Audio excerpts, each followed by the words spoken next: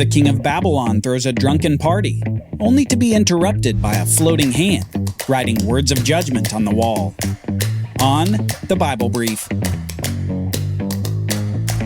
Pick up your Bible and read along with us today. Learning happens better with a Bible in your hand.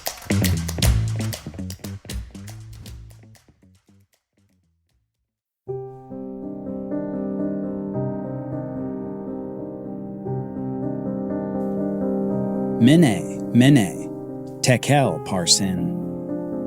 The writing was on the wall, and everyone at the party was in shock.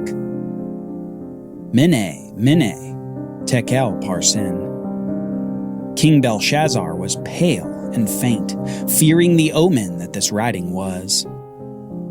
Mene, Mene, Tekel Parsin. The floating hand etching the writing onto the wall would forever be etched into the memories of the partiers.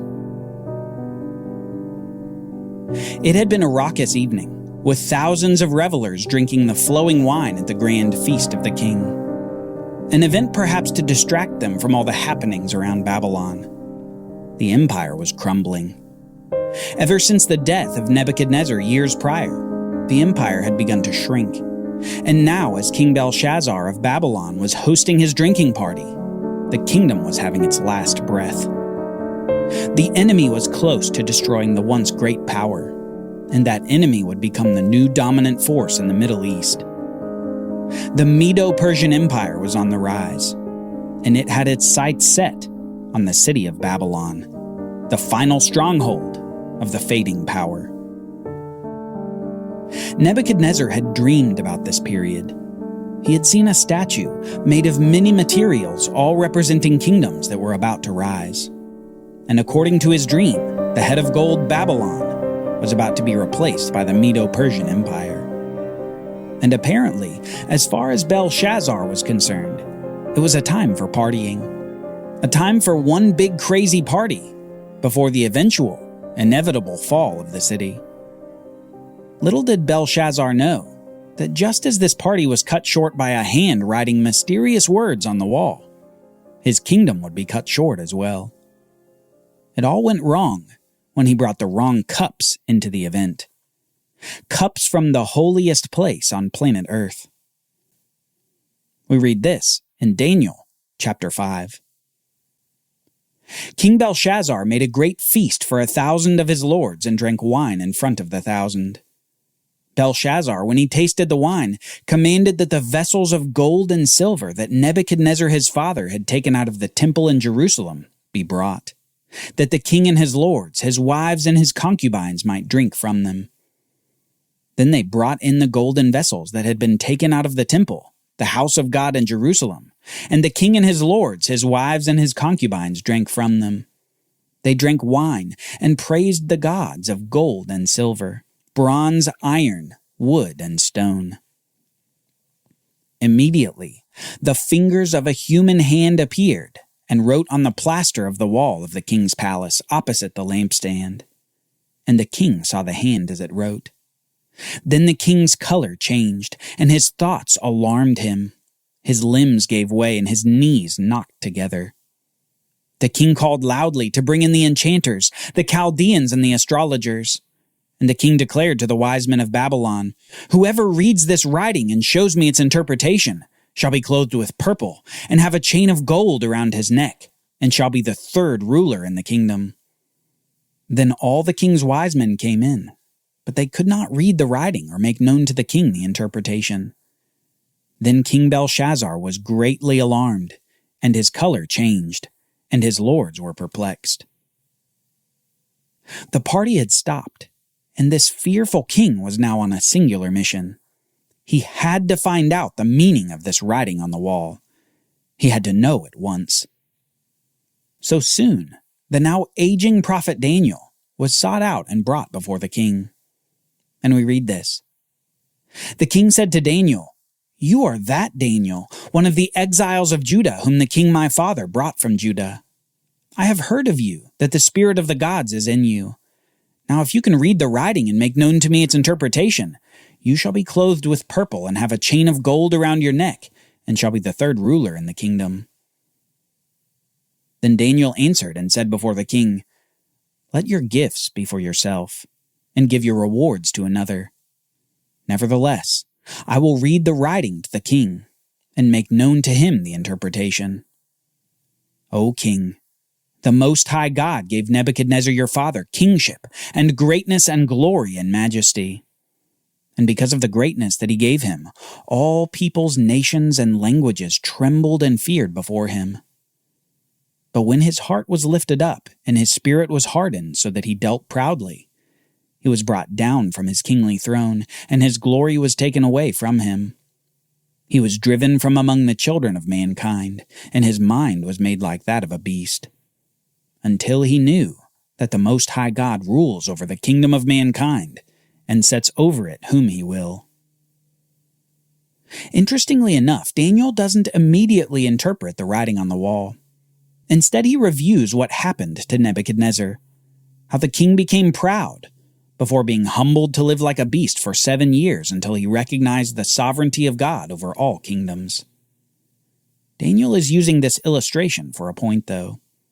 He continues, "And you, his son Belshazzar, have not humbled your heart, though you knew all this, but you have lifted up yourself against the Lord of heaven. And the vessels of his house have been brought in before you and your lords, your wives and your concubines have drunk wine from them. And you have praised the gods of silver and gold, of bronze, iron, wood, and stone, which do not see or hear or know. But the God in whose hand is your breath, and whose are all your ways, you have not honored." Then from God's presence the hand was sent, and this writing was inscribed. And this is the writing that was inscribed: Mene, Mene, Tekel, and Parsin. This is the interpretation of the matter. Mene, God has numbered the days of your kingdom and brought it to an end. Tekel, you have been weighed in the balances and found wanting. Perez, your kingdom is divided and given to the Medes and the Persians. Daniel shares grave news with this Babylonian king. Belshazzar's kingdom is coming to a swift end for his proud heart against God. The Medes and the Persians will claim it instead. And soon we read this: "That very night, Belshazzar the Chaldean king was killed, and Darius the Mede received the kingdom, being about 62 years old." Within hours of Daniel revealing the interpretation, Belshazzar's days were brought to an end. He had been weighed and found wanting, and his kingdom was divided and given to the Medes and the Persians. In the same night as the feast, the enemy army diverted the great Euphrates River that watered the city of Babylon. They crawled through the opening where the water had flowed, and they infiltrated the city. Belshazzar's great party ended in his death, and more than that, the death of his kingdom. The writing was on the wall, and the writing meant the end of an empire. The Babylonian Empire had now given way to the Medo-Persian Empire, as the gears of history continued to turn toward their culmination, that kingdom that would be set up by God to rule over the whole earth. But before that, God would yet demonstrate his rule to another pagan king. Darius, likely an alternative name for Cyrus the king, was now reigning over the former Babylonian Empire. And for portions of each year, he would visit Babylon to rule from there instead of the capital of Persia, the great citadel called Susa. Well, soon after defeating the Babylonians, this Darius set Daniel in a very prominent position within his government. Daniel became one of the 3 viziers to the king, and as one of the powerful, Daniel had a target on his back. Others began to plot against Daniel, and they eventually convinced the king to issue an edict restricting prayer and worship to the king alone. Daniel, for his part, continued his thrice daily prayers to God, and because of the irrevocability of Medo-Persian edicts, Daniel soon faced the death penalty for his disobedience of the king. Due to Daniel's prayers to the one true God, Darius had condemned one of his favorite advisors, thanks to the plotting of some wicked men. The king was between a rock and a hard place. He could have pardoned Daniel, but it would be at the cost of his credibility as king. He could condemn Daniel to the lion's den for death, but at the cost of a beloved counselor. In no case could he keep his reputation and Daniel, so he decides to choose the former. Daniel the prophet would be condemned to death. Next we read, "Then the king commanded, and Daniel was brought and cast into the den of lions. The king declared to Daniel, 'May your God, whom you serve continually, deliver you.' And a stone was brought and laid on the mouth of the den. And the king sealed it with his own signet and with the signet of his lords, that nothing might be changed concerning Daniel. Then the king went to his palace and spent the night fasting. No diversions were brought to him, and sleep fled from him." Darius, for his part, appears to be in great distress over Daniel. He desired that somehow, some way Daniel might be delivered, and he spends a fitful night worried about this Jewish exile, until morning finally came. Next we read, "Then at the break of day, the king arose and went in haste to the den of lions. As he came near to the den where Daniel was, he cried out in a tone of anguish. The king declared to Daniel, 'O Daniel, servant of the living God, has your God, whom you serve continually, been able to deliver you from the lions?' Then Daniel said to the king, 'O king, live forever. My God sent his angel and shut the lions' mouths, and they have not harmed me, because I was found blameless before him, and also before you. O king, I have done no harm.' Then the king was exceedingly glad, and commanded that Daniel be taken up out of the den. And those men who had maliciously accused Daniel were brought and cast into the den of lions, they, their children, and their wives. And before they reached the bottom of the den, the lions overpowered them and broke all their bones in pieces." The lions had fasted all night like the king, but upon being presented with the wicked accusers, their appetites returned with a vengeance. God had saved his servant Daniel, and he had shown yet another pagan king the great power of God toward his people. Just as Hananiah, Mishael, and Azariah had been saved from the burning fiery furnace, so here Daniel was saved from the mouth of the lions. Darius had only seen the latter, and he was deeply moved. Listen to the next decree of this king. "Then King Darius wrote to all the peoples, nations, and languages that dwell in all the earth, 'Peace be multiplied to you. I make a decree that in all my royal dominion people are to tremble and fear before the God of Daniel. For he is the living God, enduring forever. His kingdom shall never be destroyed, and his dominion shall be to the end. He delivers and rescues. He works signs and wonders in heaven and on earth. He who has saved Daniel from the power of the lions.'"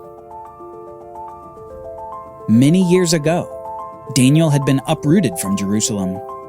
He'd been in Babylon for several Babylonian kings, and he would soon leave Babylon for the capital of Persia, Susa the citadel.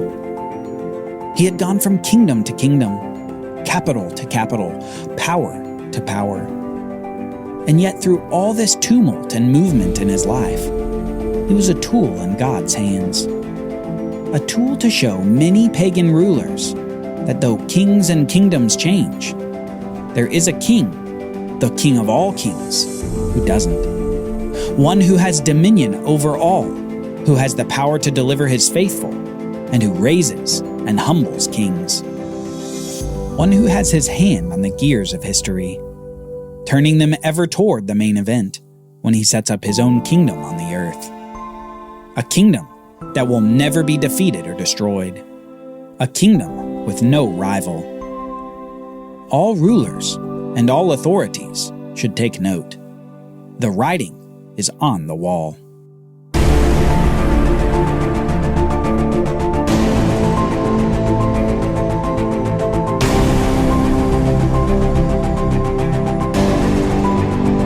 Join us next time as the exile comes to an end and the people return to find their city in ashes. The Bible Brief is brought to you by the Bible Literacy Foundation, dedicated to helping people like you learn the Bible.